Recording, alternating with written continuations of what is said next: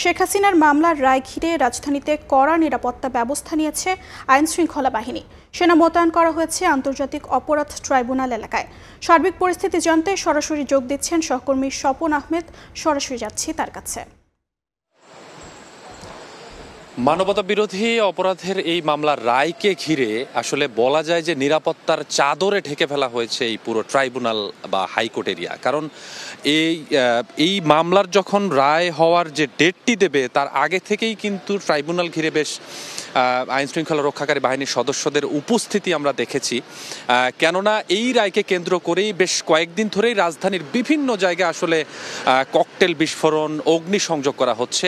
আজকেও একদম সন্ধ্যার পরপর থেকেই কিন্তু রাজধানীর বিভিন্ন জায়গায়, বিশেষ করে রাত 9টার দিকে রিজওয়ানা হাসান অর্থাৎ পরিবেশ উপদেষ্টা রিজওয়ানা হাসান তার বাসার সামনে ককটেল বিস্ফোরণ করা হয়।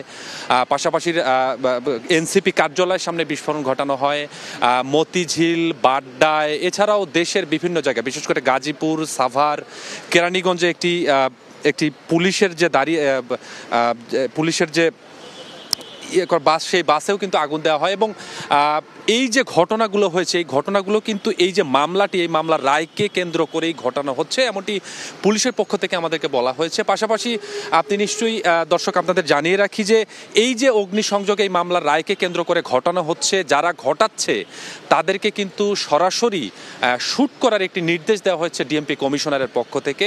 এটি কিন্তু আজকেই ঘোষণা করা হয়েছে। অতএব বলা যায় যে এই যে যখন আসলে এই মামলাটির রায় ধীরে ধীরে ঘনিয়ে আসার সময় হলো, তখন থেকেই কিন্তু হাইকোর্ট বা ট্রাইব্যুনাল এলাকায় বেশ নিরাপত্তার ব্যবস্থাই করা হয়। পাশাপাশি আজকের এই সোমবার অর্থাৎ সকাল থেকেই যে রায়টি ঘোষণা করা হবে, সেই রায়কে কেন্দ্র করে কিন্তু বলা যায় যে ব্যাপক নিরাপত্তা ব্যবস্থা। আমরা যখন এখানে এসেছি তার আগে থেকেই আসলে পুলিশ, র্যাব,